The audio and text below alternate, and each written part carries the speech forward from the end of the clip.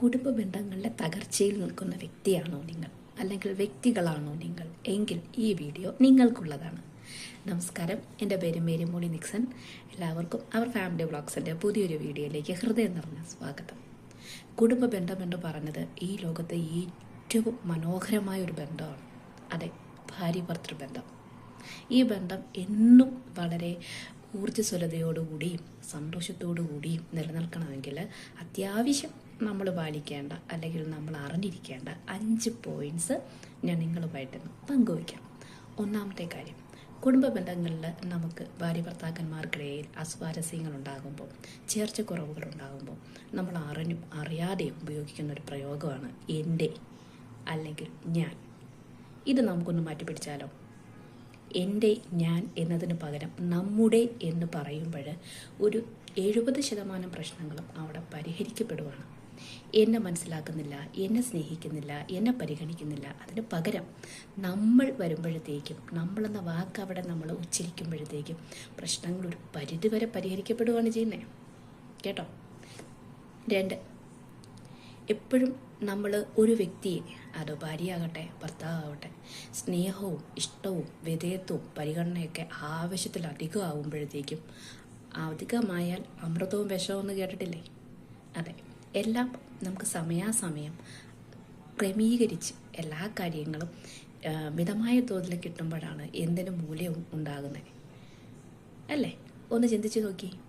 ആവശ്യത്തിൽ കൂടുതലായ എല്ലാം നമുക്ക് ബുദ്ധിമുട്ടാണ്.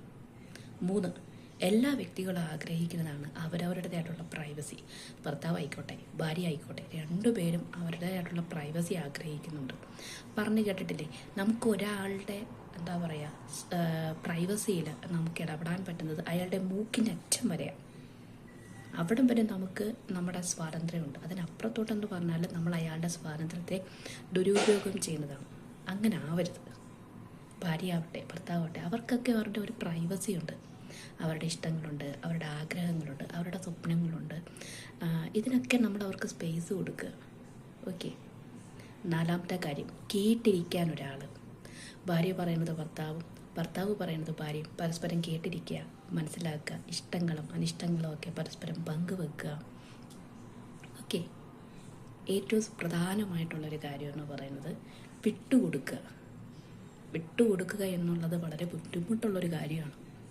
കാരണം വിട്ടുകൊടുക്കുക എന്ന് പറഞ്ഞാൽ ഇപ്പം എല്ലാ കുടുംബ ബന്ധങ്ങളിലും ഏറ്റവും കൂടുതൽ ആളുകൾ നേരിടുന്നൊരു പ്രശ്നമാണ് വിട്ടുകൊടുക്കാനുള്ളൊരു മനസ്സില്ല, അല്ലെങ്കിൽ ക്ഷമിച്ചു കൊടുക്കാനുള്ളൊരു മനസ്സില്ല, പുറത്തു കൊടുക്കാനുള്ളൊരു മനസ്സില്ല. എല്ലാവർക്കും അവരുടേതായിട്ടുള്ള എന്താ പറയുക, സ്വാർത്ഥത നിറഞ്ഞൊരു ജീവിതമാണ്.